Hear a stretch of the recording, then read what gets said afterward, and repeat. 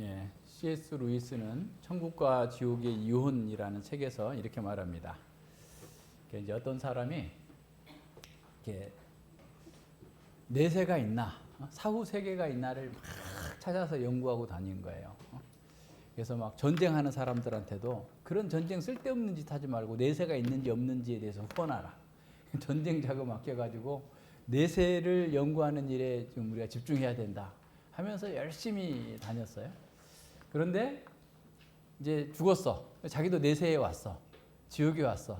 근데 거기서 뭐 연구할 게 있어요? 이미 있는 게 확인이 돼 있는데. 그죠? 예. 그렇게 사는 사람들에 대한 어리석음을 지적하면서 또 다른 사람을 얘기해요. 전에는 하나님의 존재를 증명하는데 지나치게 관심을 기울인 나머지 하나님의 존재 외에는 아무것도 신경 쓰지 않는 사람들도 있다는 거예요. 그러니까 하나님이 계시냐 안 계시냐만 막 연구하는 거예요. 그래서 마치 하나님이 존재하는 일 말고는 다른 일 할 일이 전혀 없는 것처럼 하나님이 존재하느냐 안 하느냐만 연구하고 다닌다는 거예요. 그러면서 기독교를 전파하는데도 너무나 몰입한 나머지 그리스도는 아예 쳐다볼 생각도 하지 않는 사람들이 있다는 거예요. 그러니까 복음을 전한다고 열심히 돌아다니고 선교한다고 열심히 돌아다니는데 그리스도에 대해서는 아예 생각지도 않고 사는 사람들이 있다는 겁니다.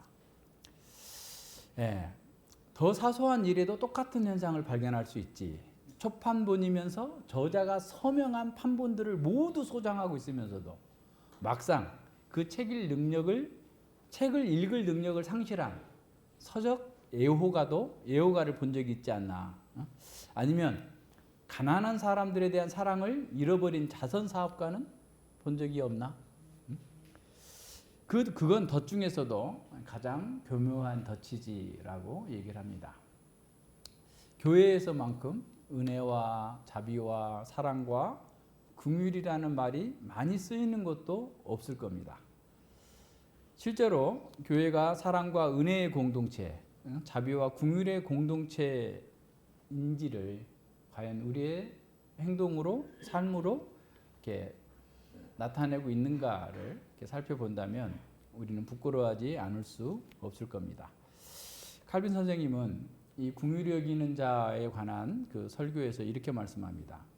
이 구절에서 예수 그리스도께서는 신자들을 한 걸음 더 앞으로 이끄시면서 우리가 고난받을 때 온유하고 인내해야 하는 것만큼이나 다른 이들이 고통당할 때 그들과 하나가 되어야 하며 그들의 고통에 대한 연민에 사로잡혀서 그 고통이 우리의 것인 양 도울 방법을 찾아야 한다라고 가르치십니다.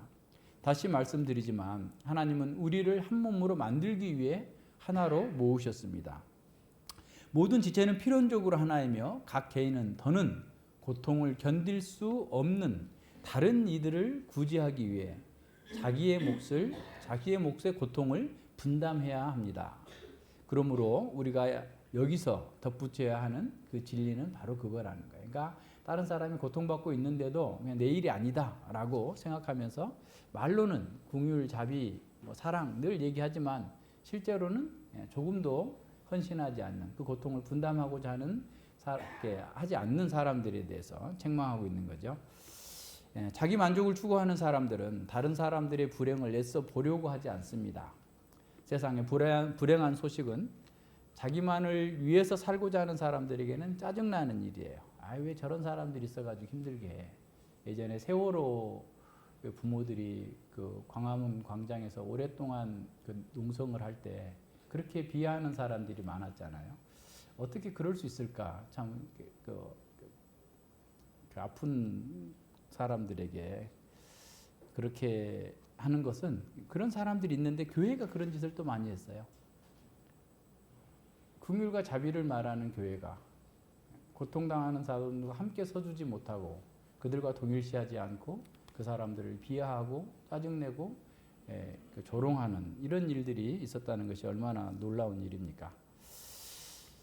그들은 그렇게 함으로써 자신들의 마음이 더 강팍해지고 다른 사람들의 불행에 대해서 전혀 동정하지 않을 뿐만 아니라 고통받은 세상은 자기가 행복하기만 하다면 자기가 오히려 더 우월감을 느낄 수 있는 그런 기회라고 생각하면서 자기 의를 나타내는 겁니다. 진정한 행복은 어떤 외적인 것을 많이 소유했기 때문에 주어지는 것이 아닙니다. 예수님께서 알려주시는 그 행복은 하나님과의 관계를 회복하고 우리 이웃들과의 관계를 충분히 누릴 수 있는 그런 사람이어야 됩니다. 그러니까 하나님의 은혜 가운데 살면서 이웃들에게도 은혜를 베푸는 삶을 살 때 그 사람은 행복한 사람이 되는 겁니다.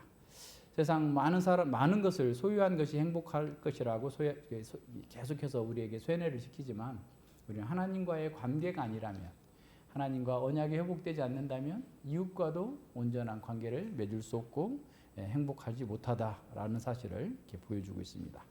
그래서 항상 중요한 것은 무엇이냐면 내가 하나님 앞에서 무엇을 했느냐 이게보다 내가 어떤 존재인가가 먼저 나옵니다. 나의 존재가 누구인가? 나는 누구인가? 나는 하나님의 자녀다. 그래서 우리가 3B라고 그랬죠. being, 나는 존재가 누구인가? belonging, 나는 어디에 속한 사람인가? 하나님 나라에 속했나? 사탄의 나라에, 어둠의 나라에 속해 있나? becoming, 나는 어떤 사람이 되어야 하는가? 그러니까 세상 사람도 돈 많은 사람, 성공한 사람이 되기를 원하지만 우리는 예수님을 닮는 사람이 되기를 원한다. 예수님 닮기를 원하고 예수님처럼 살기를 원한다. 라고 하는 방식을 가지고 있을 때 우리는 진정으로 행복해질 수 있어요. 그래서 내가 어떤 성품을 가지고 있는가, 어떤 정체성을 가지고 있느냐가 가장 중요합니다.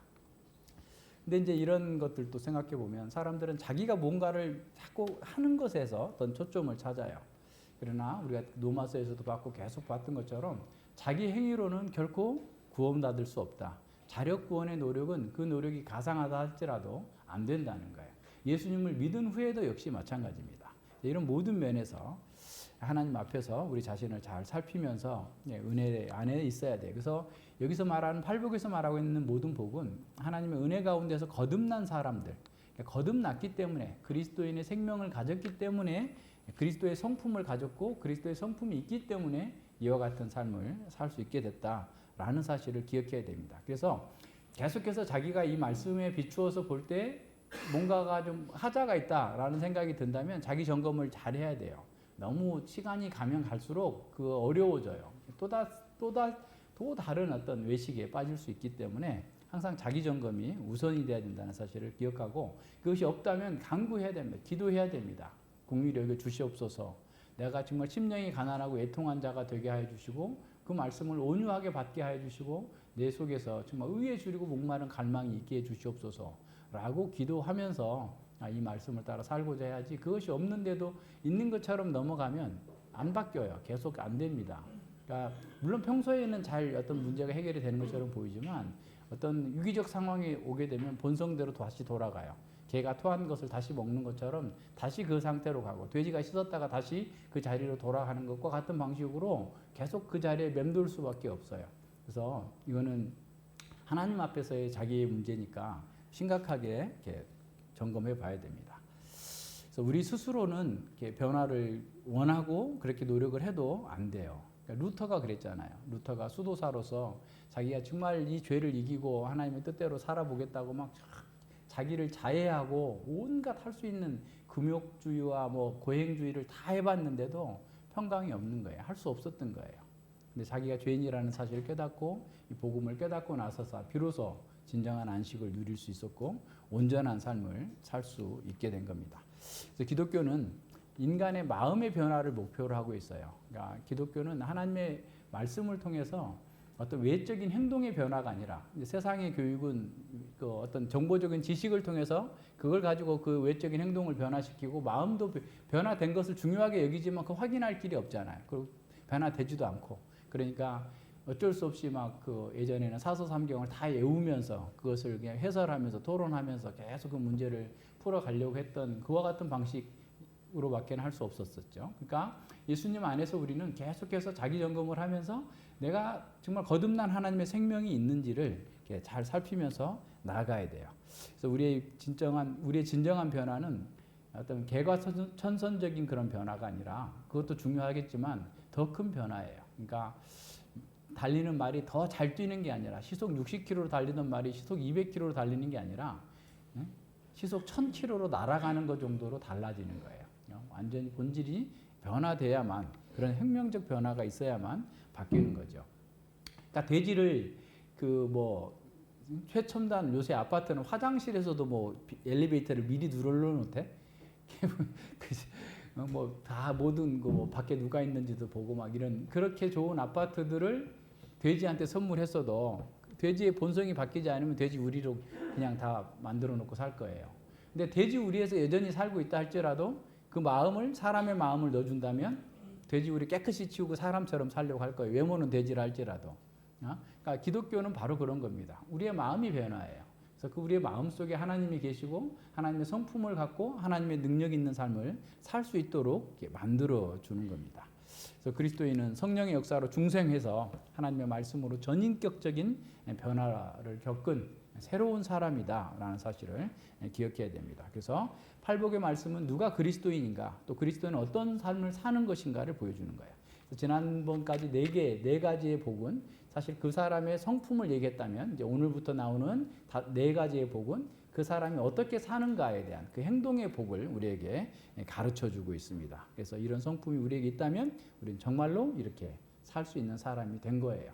그렇게 살 수 있는 이제 방법을 배우는 거죠. 쉽게 말하면. 그래서 이 방법도 한 번이 다가 아니라 성경 전체에 다 흩어져 있어요. 그래서 이제 계속 공부하면서 계속 온유한 사람으로 살 수 있는 능력과 지혜가 우리에게 생겨나게 되는 겁니다. 그리고 이제 궁휼히 여기는 사람은 그럼 누구인가? 궁휼히 여긴다라는 것은 무엇이고 궁휼히 여기는 사람은 또 어떤 사람인가라는 거죠.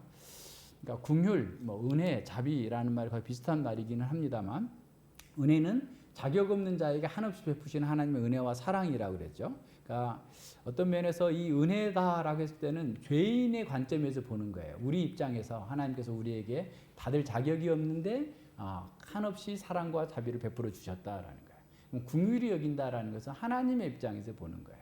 죄 가운데 있는 우리가 너무나 비참하고 안타까운 현장 속에 있기 때문에 그걸 불쌍히 여기는 것과 동시에 그 불쌍한 자리에서 건져내시고자 하는 그런 간절한 마음이 궁휼이라고 할 수 있어요. 그러니까 진정한 의미에서의 궁휼은 하나님만이 하실 수 있죠. 그러니까 우리가 어떤 사람에 대해서 불쌍히 여길 수 있고 궁휼히 여길 수는 있으나 그가 더 이상 불쌍하지 않도록 만들어줄 수 있는 능력은 없잖아요.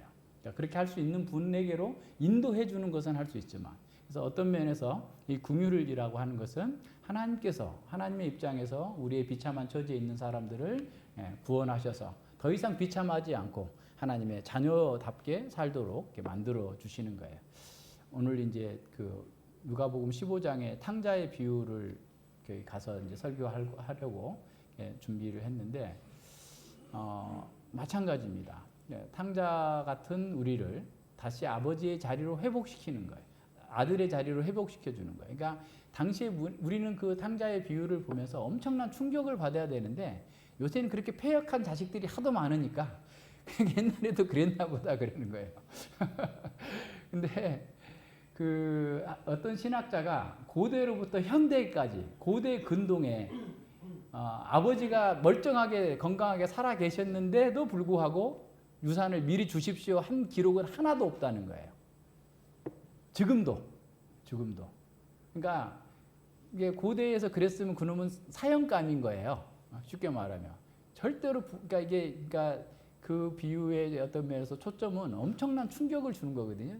충격의 도가니가 이렇게 그 비유 속에 다 들어 있는데 우리는 그 문화적 배경을 잘 모르고 그냥 보니까 그게 그냥 그런갑다 이렇게 생각하는데 그게 아니에요. 그래서 그 완전한 그 아버지의 사랑이 어떤 것인가를 이렇게 보여주는데 인간의 상상과 생각을 초월한 하나님의 사랑을 그 당시의 문화 속에서 굉장히 충격적으로 전해주고 있어요.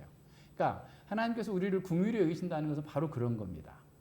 그래서 그런 내용들을 잘 살펴보면서 가야 돼요. 그래서 그 사람의 비참한 상태를 불쌍히 여김과 동시에 그 불쌍한 처지에서 구원해서 온전한 자리로 하나님의 아들의 자리로 회복시켜 주려고 하는 그런 간절한 열망을 합쳐진 게 궁휼이다라고 보면 돼요. 그래서 우리가 뭐 컴패션이라고 하잖아요. 그 고통을 함께 나눈다. 컴패션 이런 말이죠. 그 고통에서 벗어나게 해주는 것. 그래서 이런 것들을 이렇게 같이 얘기해야만 그 궁휼이라는 의미가 드러납니다. 그래서 구약에서는 헤세드 또 라함이라는 말이 내장이라는 말인데 그 내장이라는 그 말이 사랑하다, 자비롭다, 궁휼히 여긴다 이런 표현들이 있고 한한, 요한한, 요한 이 말이 다 이런 의미예요. 은혜라는 말이고 하나님께로부터 은혜가 하나님께서 은혜로 불쌍히 여긴다 이런 의미입니다. 그래서 존, 요한 이런 말이 신약에서 그런 말이 그 요한안에서 나온 말이에요. 그러니까 그런 그 의미들이 여러 가지 이렇게 나와 있고 신약에서는 엘레오스라고 하는데 이 말도 역시 긍휼함, 은혜 이런 표현들로 많은 곳에서 사용되고 있습니다.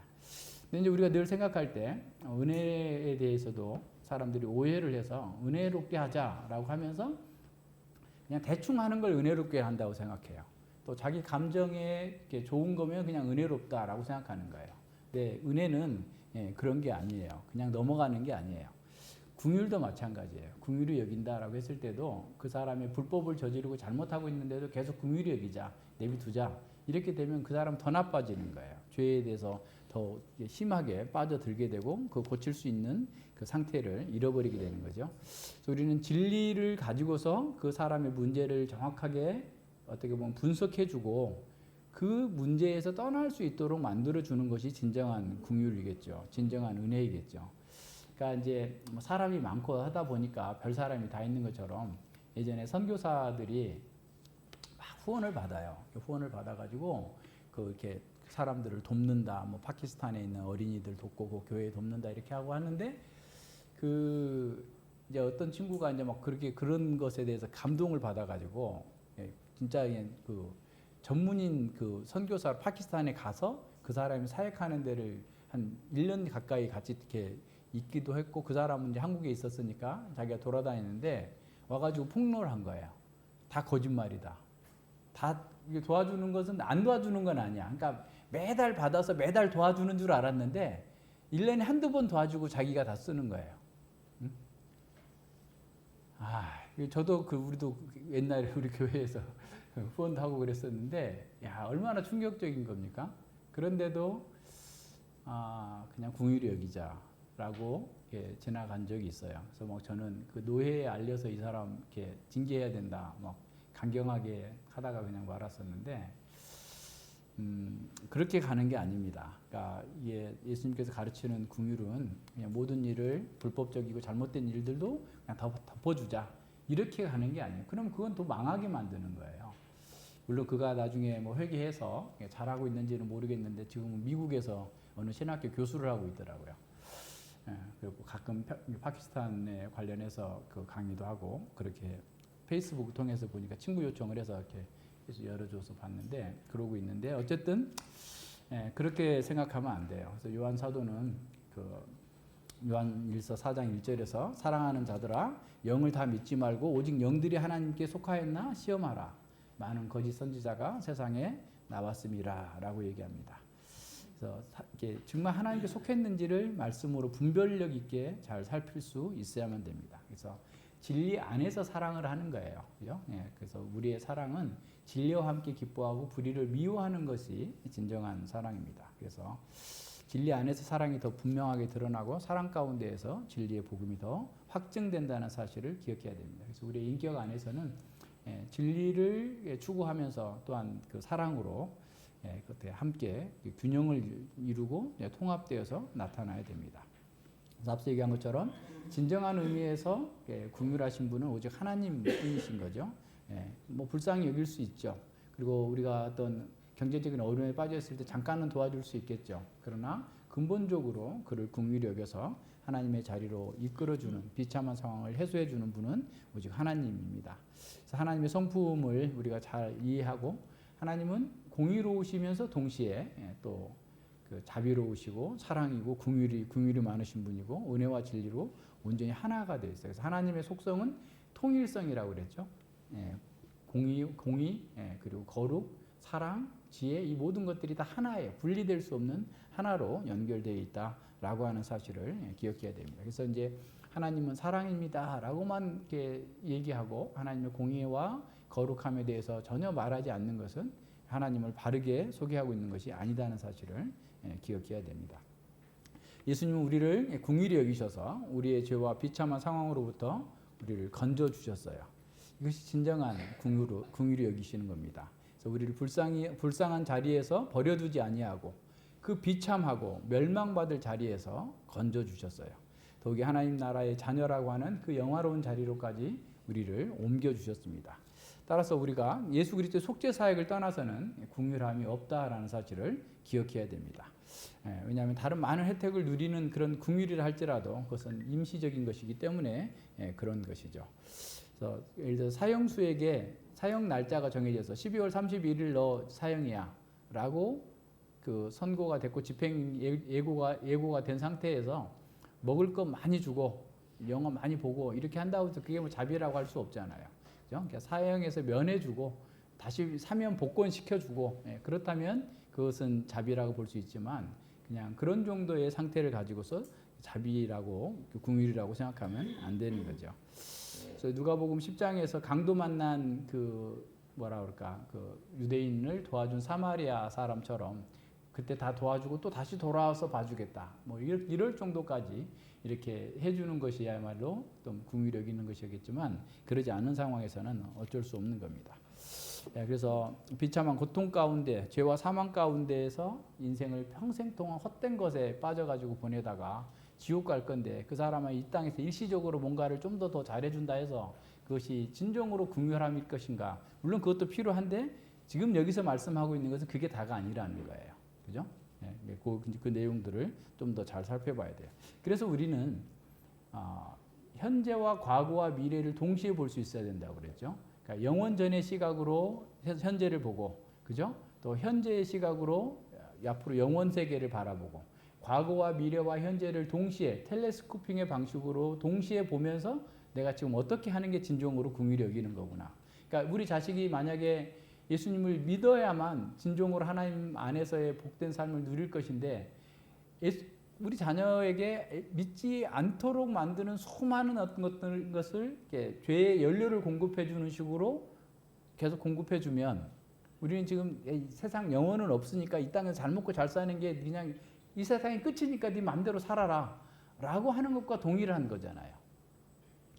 그러니까 그런 시각들을 가지고서 봐야만 현재가 더 잘 보입니다. 내가 무엇을 위해서 살아야 되는지, 내 인생의 목표가 무엇이어야 되는지 이게 더 잘 보이는 거예요. 근데 온통 사람들은 현재에만 이렇게 집중돼 있어요. 모든 시각이 매몰돼 있어요. 그러니까 안 보이는 거예요. 맨날 일희일비하다가 고통 가운데 떨어지게 되는 거죠. 그래서 예수님 믿는 제자는 심령이 가난하고 온유하고 의에 주리고 목마른 자가 되었습니다. 받을 자격이 없음에도 불구하고 긍휼히 여김을 받았음을 알고서 감격하는 사람이에요. 그래서요, 이제는 과거에 자기가 있었던 자리에 있는 사람, 죄와 사망에 종살이하고 있는 사람들을 긍휼하게 볼 수 있는 겁니다. 이것은 그리스도인만이 가질 수 있는 참으로 영적인 자질인 거죠. 그러니까 마치 육체의 질병으로 고생하다가 뜸해가지고 나왔어. 그러니까 또 그런 고생을 하고 있는 사람에게 내가 이거 갖고 치료받았는데 당신도 한번 해보지 라고 말할 수 있는 그런 것이 사실 진정한 긍휼인 거죠. 쉽게 말하면.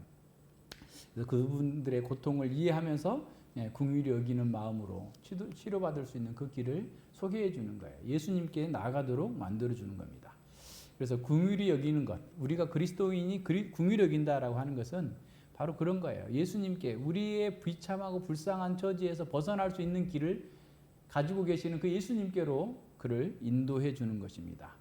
그래서 다른 사람의 그 슬픔에 대해서 같이 고통을 느끼며 나도 그랬는데 아이고 너도 그렇구나. 아이고 나도 그렇게 고집이 셌고 나도 그렇게 교만했는데 너도 그렇구나. 아이고 안타깝구나 하면서 긍휼히 여기면서 그를 미워하기보다 하나님의 은혜가 하나님의 긍휼하심이 그에게 임해서 그도 예수님을 믿고 새로운 생명의 삶을 살 수 있기를 소망하면서 그렇게 가야 되는 겁니다.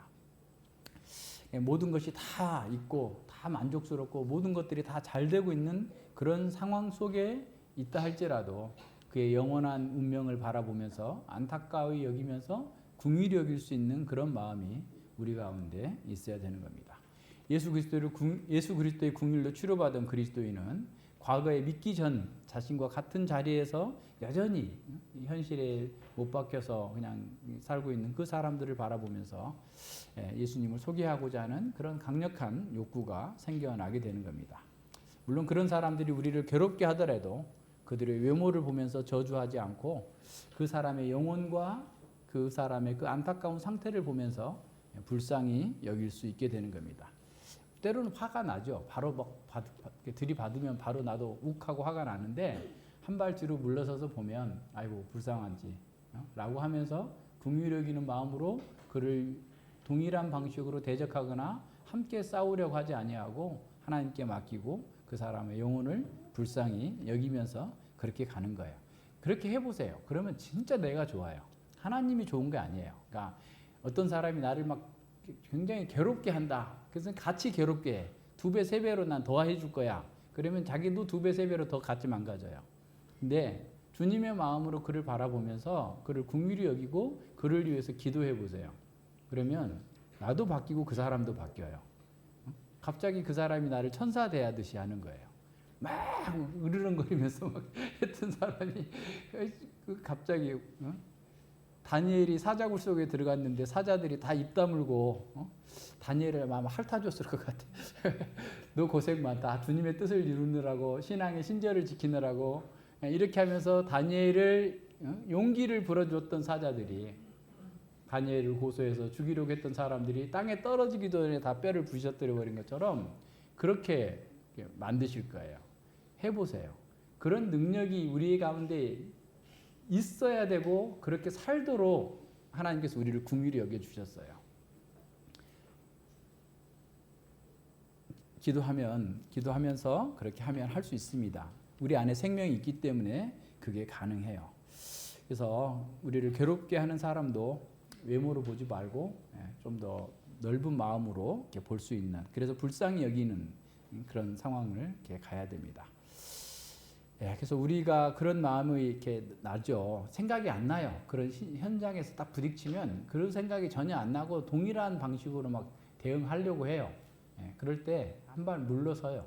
잠깐 물러서서 기도하고 다시 돌이켜 보면 그 마음이 하나님께서 또 이렇게 평안을 주시면서 이런 말씀들이 생각나서 그렇게 할 수 있도록 이렇게 하게 만들어 주십니다. 그래서 우리 힘으로 우리를 괴롭힌 어떤 상대방에 복수할 수 있는 그런 상황이라 할지라도 오히려 그에게 권고 정도 하고 좋게 얘기해야 됩니다. 그렇게 하고 안타깝게 생각하는 거예요. 어쩔 수 없는 거잖아요.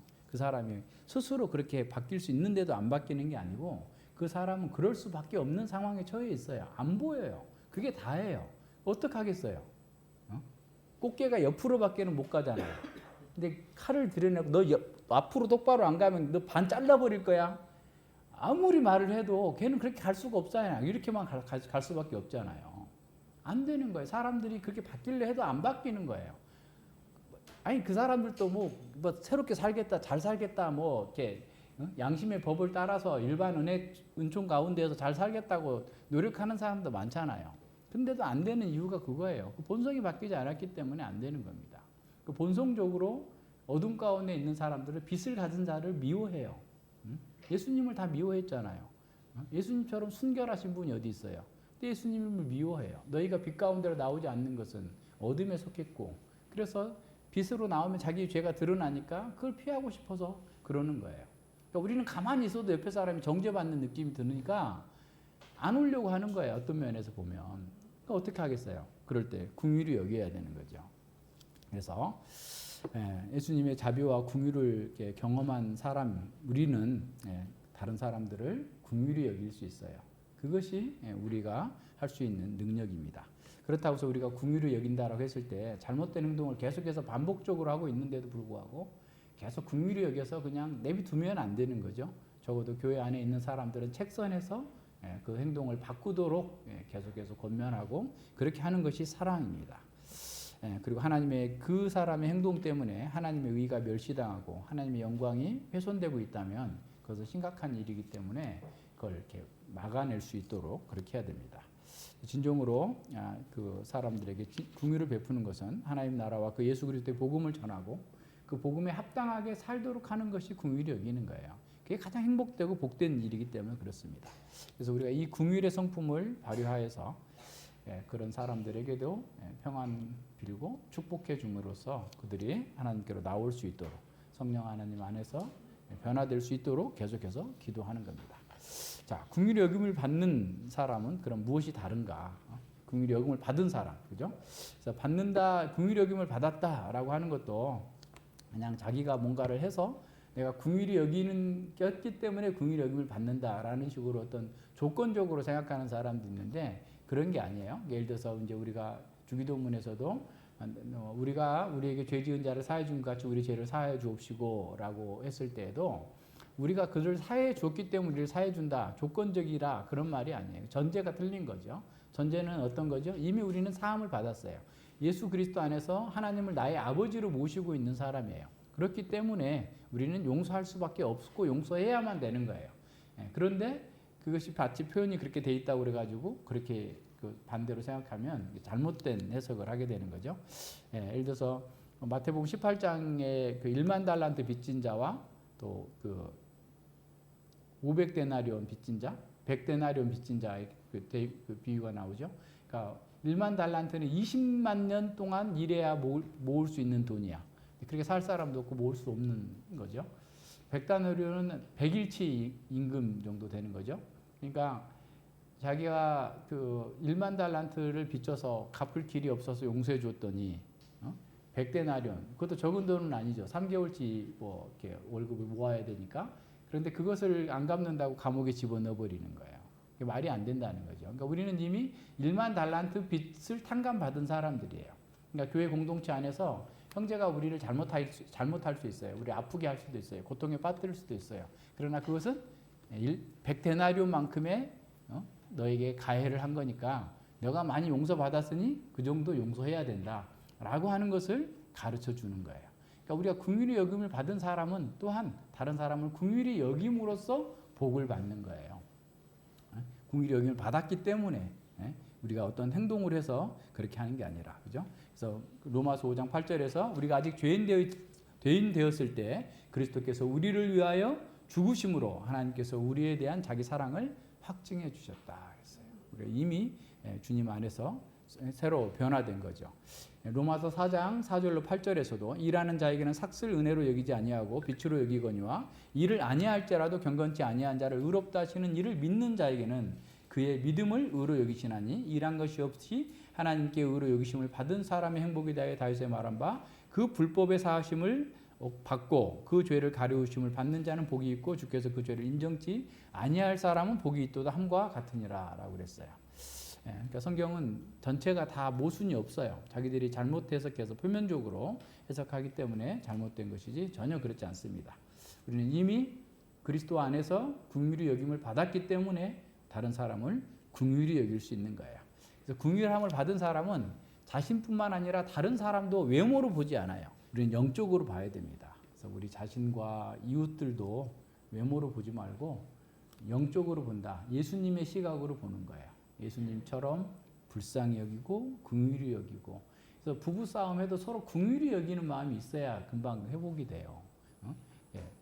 분을 품어도 해를 넘기지 말고 바로바로 화해하고 뭐 이렇게 해야 되는데 긍휼한 마음이 있어요. 긍휼한 마음.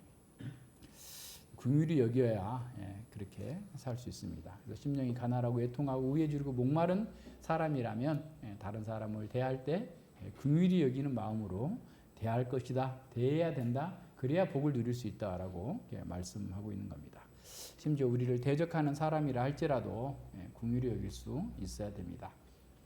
예수 그리스도를 믿는 사람 안에 예수님의 생명이 있기 때문에 예수님의 성품이 그 사람 속에서 발현되기 때문에 그게 가능한 거예요. 그러니까 인간의 노력으로서는 안 되지만 우리는 이미 그런 사람이 됐기 때문에 가능한 겁니다. 그래서 우리가 긍휼히 여길 수 있다라고 하는 것은 정말로 내 안에 하나님의 생명이 있구나, 하나님의 은혜가 있구나라고 하는 것을 확인할 수 있는 그런 표지가 되는 겁니다. 이거는 자기 부정이 돼야만 가능한 거잖아요. 자기 뜻대로 살고자 하는 사람 이게 가능하겠어요? 결코 안 되죠. 그러니까 세상은 늘 어려움 속에 혼란 속에 있는 겁니다. 그래서 하나님 나라는 고난이나 고통이나 어떤 상실로부터 해방 이전에 자기로부터 해방입니다. 나로부터 해방이 돼야 그 다음에 다른 것이 되지 계속 자기 틀에 갇혀 있는 사람, 자기 좁은 그 왕국 속에서 자기가 왕노릇하고자 하는 사람들은 결코 하나님 나라에 가고자 하지 않아요. 그러니까 그 C.S. 루이스 아까 천국과 지옥의 이론에서 보면 나는 천국 가서 섬기는 것은 난 싫어. 나는 내 마음대로 지배하면서 살 거야. 그렇게 지옥을 선택한다는 거예요, 사람들이. 우리는 그리스도 안에서 그 생명의 그 발현이 그렇게 나타나는 거다. 다른 사람을 궁휼히 여김으로 나타난다라는 사실을 기억해야 됩니다. 그래서 자기 부정이 돼야만 그게 가능하기 때문에 자기 부정이 안 되면 그게 뭐 이룰 수 없는 일인 거죠.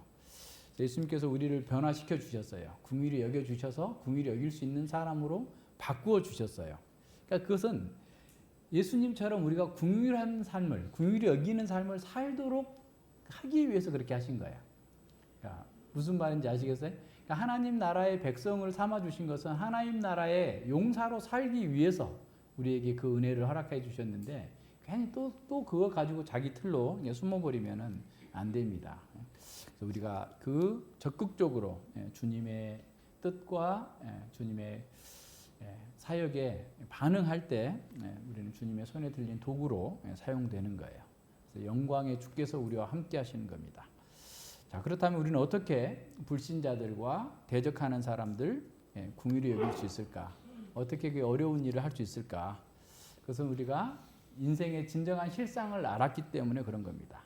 인생의 한계와 절망을 알았기 때문에 그런 사람들 우리는 궁휼히 여기는 마음으로 대할 수 있어요. 우리가 뭔가를 잘해서가 아니라 예수님께서 보여주신 대로 사람을 보았기 때문에 그래요. 예수님의 마음을 닮았기 때문에 그렇게 할 수 있는 겁니다. 우리가 궁휼히 여기는 것을 통해서 예수 그리스도의 생명이 우리 가운데에서 인격화되고 있음을 실증적으로 드러낼 수 있어요. 그렇게 하면서 우리는 복을 누리는 겁니다. 예수님은 십자가의 그 극심한 고통 속에서도 아버지여 저들을 사하여 주옵소서라고 기도합니다. 예수님께서는 왜 그렇게 기도하셨을까요? 자기를 조롱하고 욕하고 계속해서 그 비방하는 사람들에게 왜 그렇게 했어요? 자기가 하는 것을 알지 못하는 일이다. 알지 못해서 그러는 거예요. 무지 가운데에서 자신들의 그 어둠 가운데 있는 세계관 속에서 예수님을 보니까 정말 멸시받아 마땅한 자라고 생각하면서 조롱했던 거 아닙니까?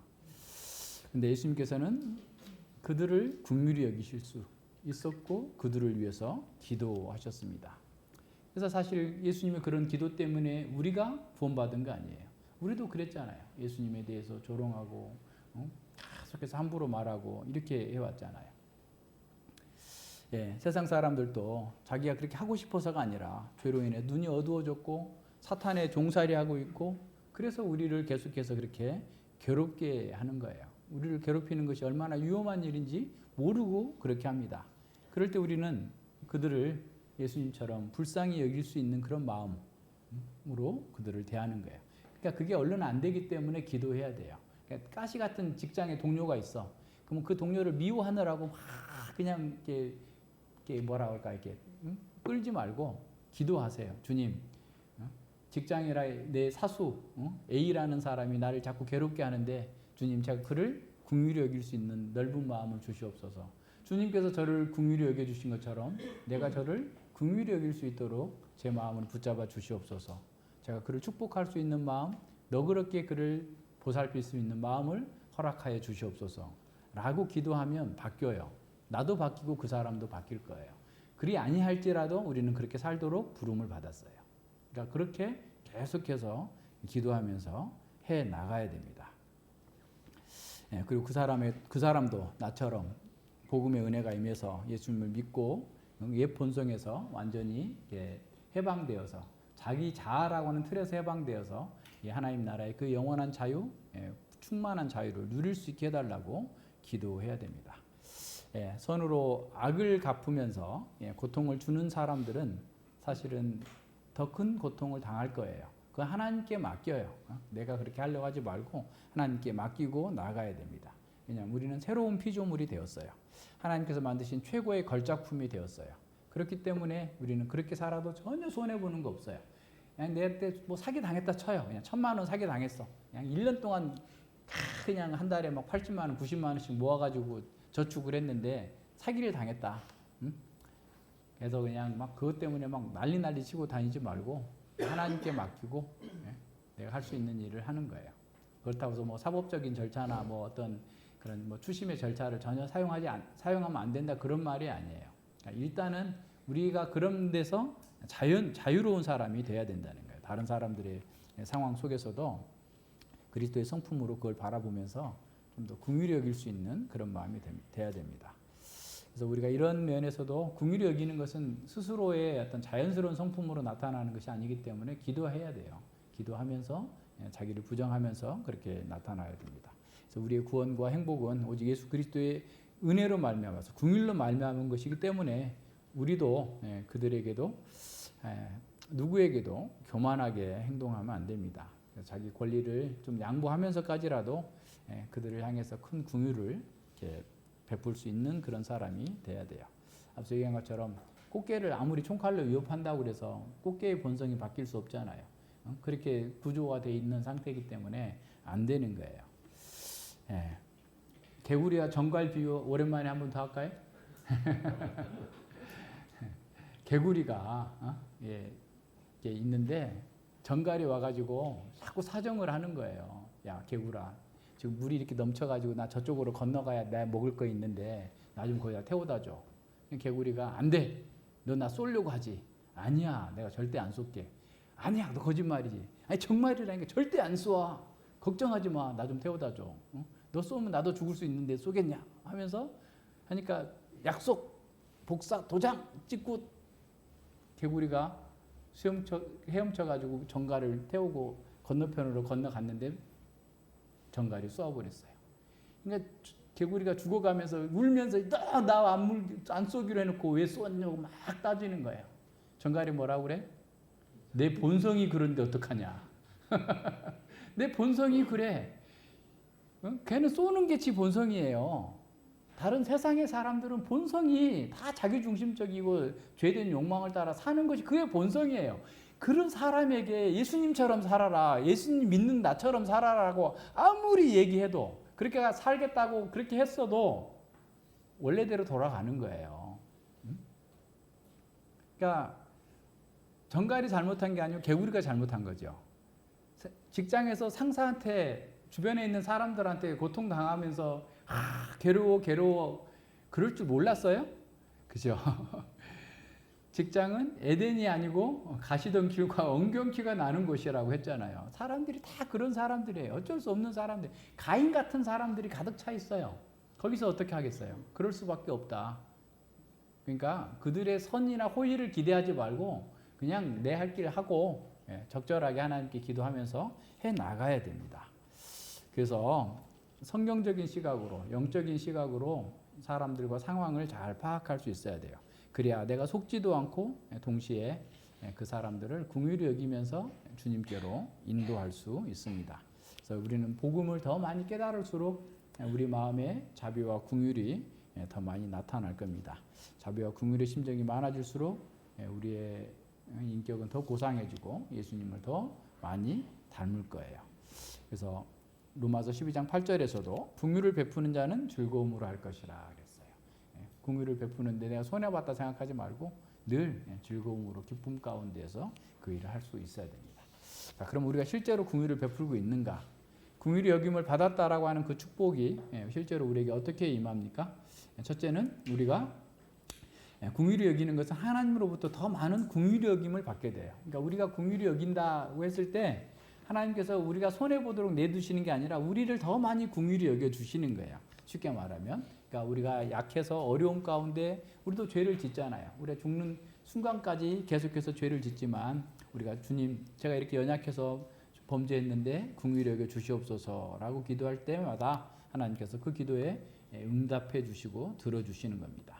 그래서 다윗은 자비한 자에게는 자비를 나타내시고라고 노래했고, 야고보도 긍휼을 행하지 아니하는 자에게는 긍휼 없는 심판으로 하나님께서 대응하실 거다라고 선언했습니다. 그래서 하나님은 장차 올 그 심판으로부터 우리를 완전하게 구원해 주실 것입니다. 우리는 언젠가 위대한 하나님의 심판 앞에 서야 됩니다. 그분의 긍휼만이 우리의 유일한 소망입니다. 우리의 안위와 구원은 전적으로 하나님의 긍휼하심에 달려 있음을 기억해야 됩니다. 우리가 다른 사람을 긍휼히 여길 때 우리가 하나님의 긍휼함을 받고 있다, 또 받으리라라고 하는 그 약속을 실제로 경험하게 됩니다. 시편 103편 9절로 14절에서 하나님께서는 항상 경책지 아니하시고 너를 영원히 품지 아니하시리로다. 우리의 죄를 따라 처치하지 아니하시며 우리의 죄악을 따라 갚지 아니하시리로다. 이는 하늘이 땅에서 높음과 같이 그를 경외하는 자에게 그 인자하심이 크심이로다. 동이서에서 먼 것 같이 우리 죄과를 우리에게서 멀리 옮기셨으며 아비가 자식을 불쌍히 여김같이 여호와께서 자기를 경외하는 자를 불쌍히 여기시나니 이는 저가 우리의 체질을 아시며 우리가 진토임을 기억하심이로다.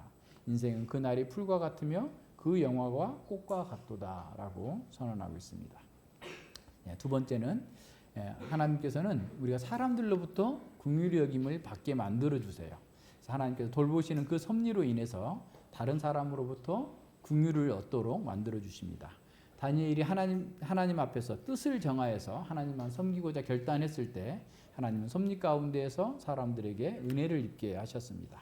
하나님이 다니엘로 환관장에게 은혜와 긍휼을 얻게 하신지라 했어요. 그러니까 그렇게 하나님께서 긍휼을 베풀어 주셔서 사람들이 그를 또한 긍휼히 여길 수 있도록 만들어 주는 겁니다. 그래서 우리가 하나님의 말씀의 원리를 따라 살고자 할 때 하나님께서 우리의 삶에 개입하셔서 사람들로부터 긍휼을 얻게 하십니다. 요셉이 그 형들의 시기로 그 애굽에 팔려갔을 때도 마찬가지죠. 아주 특징적으로 나타나는 게 뭡니까? 여호와께서 요셉과 함께 하심으로 그가 형통한 자가 되어 그 주인이 여호와께서 그와 함께 하심을 보며 여호와께서 그의 범사에 형통케 하심을 보았어. 그러니까 그 사람이 주인이 그를 긍휼히 여기면서 더 이렇게 은혜로운 자리로 이끌어 가는 거죠. 그러니까 그런 경험이 있을 거예요. 하나님께서 그러니까 뭐 심지어는 고기 사러 정육점을 갔는데도 항상 좋은 고기만 주시는 거야.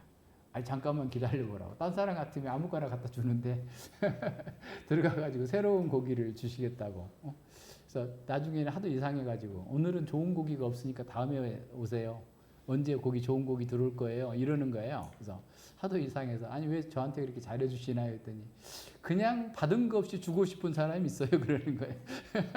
정육점 주인도 아니고 점원이 그래요. 지금도 우리 고기 맛있는 거 먹잖아요. 그분도 그냥 그래요. 그렇게 우리 주변에 있는 사람들이 하나님께서 긍휼을 입게 해주시는 거죠. 뭐 작은 것들이라도 모든 면에서 그렇게 하나님께서 우리 가운데서 사람들로부터 은혜를 입게 해주신다. 그래서 걱정하지 말고 다른 사람을 긍휼히 여기는 사람은 결코 손해보는 사람이 아니고 진정으로 성공하고 행복한 사람이다 라고 하는 사실을 기억해야 됩니다. 세 번째로 우리가 긍휼히 여길 때 하나님께서 우리 마음에 은혜가 기쁨이 안식이 평강이 넘치도록 만들어 주십니다. 주님의 말씀을 따라 긍휼을 베풀면 우리의 양심의 평안과 기쁨이 풍성해집니다. 모든 사람들은 사실 우리 자신뿐만 아니라 모든 사람 다 긍휼히 여김을 받는 것이 필요하죠. 세상에 가장 강한 자도 깨어지기 쉬운 그 그릇에 불과하고 이미 안전한 모든 걸 다 이루었다라고 하는 사람들도 다 죽는 순간이 있고 정말 먼지처럼 사라지게 될 겁니다. 꽃의 풀과 같이 다 떨어지게 될 겁니다. 그런 사람들이 그런 허세와 교만을 이렇게 나타내면서 다른 사람들한테 폼잡고 다른 사람을 괴롭게 하는 것은 그들 속에 평안이 없기 때문에 그래요. 양심의 고통의 또 다른 부르짖음이 그런 거예요. 다른 사람들을 그러니까 평안이 있는 사람, 하나님의 은혜 안에 있는 사람들은 다른 사람들을 무시하거나 멸시하지 않아요.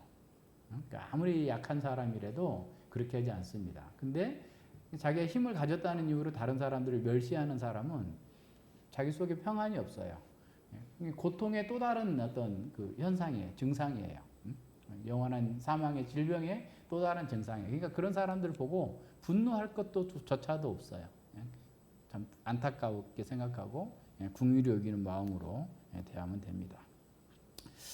잠언 그 11장 17절로 18절에서 인자한 자는 자기의 영혼을 이롭게 하고 잔인한 자는 자기의 몸을 해롭게 하느니라. 악인의 삭은 허무하되 을 뿌린 자의 상은 확실하니라 라고 말씀했습니다.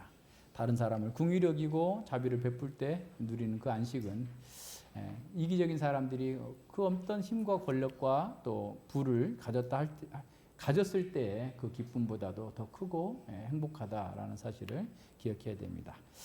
이웃을 업신여기는 자는 죄를 범하는 자요 빈곤한 자를 불쌍히 여기는 자 긍휼히 여기는 자는 복이 있는 자다.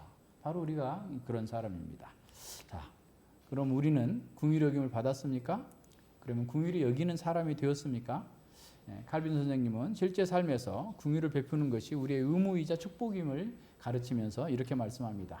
그러므로 병에 걸리거나 가난하거나 궁핍한 사람들 혹은 몸이나 마음에 어려움과 고통이 있는 다른 이들을 볼 때 우리는 이 사람은 나와 같은 몸에 속해 있다라고 말해야 돼요. 이거 무슨 말이에요? 나와 그리스도의 몸으로 교회 공동체 지체로 나와 별개의 사람이 아니라 나와 동등한 하나님의 자녀로서 우리 가족이다라고 생각을 해야 된다는 겁니다.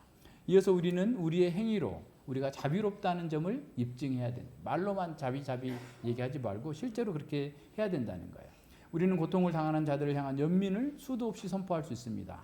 그러나 우리가 실제로 그들을 돕지 않는다면 우리의 주장은 가치가 없게 될 것입니다. 연민에 대한 표현만으로는 아무도 행동하게 만들 수 없습니다. 요약하자면 사람들이 하는 말을 모두 믿을 수 있다면 이 세상은 궁일로 가득 차 있을 겁니다. 하도 말은 잘하니까. 그러나 실제로 이 모든 것은 주장일 뿐입니다. 그러므로 우리는 먼저 고통을 당하는 자들에게 친절하고 그들을 동정적으로 대하며 이어서 하나님이 제공하시는 기회를 부지런히 사용하는 법을 배워야 합니다. 무엇보다도 우리는 시련 앞에서 온유하며 인내하는 법을 배워야 합니다. 다음으로 줄이고 목마르며 아무 잘못도 없이 부당하게 핍박을 받을 때조차도 온유한 상태로 남는 법을 배워야 합니다. 마지막으로 고통당하는 자들에게 동정심을 보이고 진지하게 감화되어 능력과 기회가 닿는 대로 그들을 돕는 법을 배워야 합니다. 라고 가르치셨어요. 그래서 우리는 우리 교회의 지체들의 고통을 동일시하고 세상에서 고난을 겪는 사람들을 긍휼히 여기면서 행동한다면 진정으로 복 있는 사람임을 드러내는 겁니다. 마태복음 9장 36절로 38절에 보면 예수님은 그 무리들을 보시고 민망히 여기셨어요. 왜냐하면 저희가 목자 없는 양과 같이 고생하며 유리함이라 그랬어요. 돌보는 사람이 없이 그냥 사는 거예요. 그러니까 진정한 왕이 없어서 목자는 왕을 얘기하는 거잖아요. 참된 왕이 없으니까 그냥 자기 속에는 오른 대로 세상에 이끄는 대로 이리저리 돌아다니는데 너무 고통당하고 있는 그 상황을 보면서 그 고생하는 것을 보시면서 민망히 여기셨어요. 이에 제자들에게 이르시되 추수할 것은 많되 일꾼은 적으니 그러므로 추수하는 주인에게 청하여 추수할 일꾼들을 보내어 주소서 하라 하시느니라 그랬어요. 추수할 일꾼들을 보내서 목자들이 가서 그들을 도울 수 있도록 해달라라는 겁니다. 민망히 여기신다라는 말은 속마음이 애간장을 움직여서 동정과 궁일로 가득 차게 한다라는 그런 의미입니다.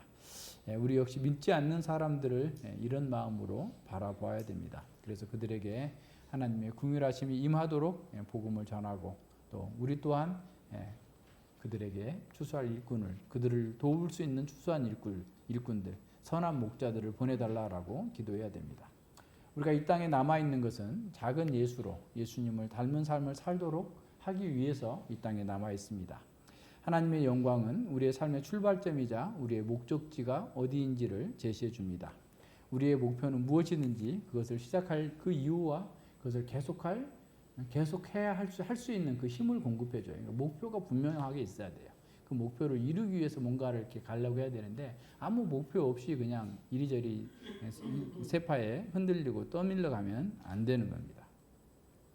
우리가 그리스도 형상으로 빚어진 그 이유는 우리의 모든 존재의 양상 속에서 우리가 행동하고 말하고 생각하고 그 모든 그 속에서 하나님의 영광으로 가득 채워지도록 의도되었어요. 그러니까 우리가 하는 말, 우리의 생각, 우리의 존재, 우리의 소유, 우리의 모든 활동 속에서 하나님의 영광이 드러나도록 하기 위해서 우리는 하나님 형상으로 그리스도 형상으로 빚어지고 있는 겁니다. 우리 이 땅에서 그리스도 만왕의 왕이신 그리스도의 대사로 살고 있어요. 특임 대사라고 그러죠. 특별한 임무를 받아서 파송된 사람을 특임 대사의 줄임말이 대사예요. 그러니까 우리는 특별한 임무를 받고 이 땅에 와 있는 겁니다. 그래서 이 대사로 살고 있어요. 그래서 예수님께서 우리를 보내셨다면 우리에게 예수님의 메시지가 있어야 되겠고 메시지를 전하는 방법에 있어서도 어떤 면에서 예수님과 동일한 방식으로 나타내야만 합니다. 그래서 자기 뜻을 벗어나야 자기 생각대로 살려고 하지 않아야 하나님의 뜻을 이룰 수 있는 사람으로 바뀌게 됩니다. 그래서 하나님 나라 위엄과 그분의 영광을 우리 가운데서 드러내야 됩니다. 우리가 왕의 대사로 사는 것은 언제든지 누구에게든지 어디서든지 우리의 말과 행동에서 주님을 닮고자 하는 그런 의식이 있어야 돼요. 그래서 바울 사도도 우리가 그리스도를 대신하여서 사신이 되어 하나님이 우리를 권면하신 것 같이 그리스도를 대신하여서 간구하니 너희는 하나님과 화목하라. 그러니까 하나님의 말씀을 안 받으면 하나님과 불화하고 있는 거예요. 그래서 하나님의 말씀을 잘 받고 화목하여서 그 그리스도의 대사들이 전해준 그 말씀에 또 열심히 순종하고 따라 살고자 그렇게 노력해야 됩니다. 그래서 긍휼히 여기는 자 진정으로 복 있는 사람입니다. 우리가 바로 그 복을 평생토록 누리면서 그리스도의 대사로서 이 땅 가운데에서 주어진 사명을 잘 감당하도록 우리를 부르셨음을 기억하고 그렇게 사는 복을 함께 누리시기를 바랍니다. 기도합니다. 하나님 아버지 감사를 드립니다. 우리가 예수님 믿기 전에 어떤 존재였는지를 다시 돌아보면 참으로 끔찍할 정도로 형편없는 그런 자들이었습니다. 그런데 우리가 하나님의 은혜로 이렇게 많은 변화를 겪고 나서 참으로 그것이 은혜이다라고 고백하면서도 실제로는 마치 자기가 무엇인가를 더 잘했기 때문에 무엇인가를 이루었기 때문에 하고 있는 것처럼 스스로 교만한 마음으로 이렇게 나아갈 수 있음을 이렇게 보았습니다. 우리가 하나님의 은혜를 더 깊이 깨닫고 하나님의 긍휼하심을 더 깊이 느끼는 것처럼 우리 또한 참으로 주님의 그 선하심 안에서 다른 사람들을 긍휼히 여길 수 있는 사람으로서 살아갈 수 있도록 저희를 부르셨음을 이렇게 다시 들었습니다. 주께서 우리를 긍휼히 여기신 같이 우리가 믿지 않는 사람이나 우리를 대적하는 사람이나 또 우리 안에 공동체의 아픔과 고통과 어려움 속에 있는 성도들을 긍휼히 여기면서 그들에게 진정으로 그들의 고통을 우리가 나누어 갈 수 있는 그런 은혜를 허락하여 주시옵소서. 참으로 우리가 물질로 해야 될 일은 물질로 하고 또 마음으로 해야 될 일은 마음으로, 시간으로 해야 될 일은 시간으로, 우리의 또 몸으로 움직여야 될 일은 또한 우리의 몸을 움직여서라도 참으로 긍휼을 베푸는 사람으로, 자비한 사람으로 주님의 은혜 가운데 있는 사람이라는 사실을 잘 증거하고 나타낼 수 있도록 이끌어 주시옵소서. 자기의 틀에 갇혀 있지 않게 하여 주시고 날마다 자기를 부인하면서 하나님께 주시는 이 복되고 놀라운 복들을 누리면서 주를 찬양할 수 있도록 이끌어 주시옵소서. 감사드리며 예수님 이름으로 기도드립니다. 아멘.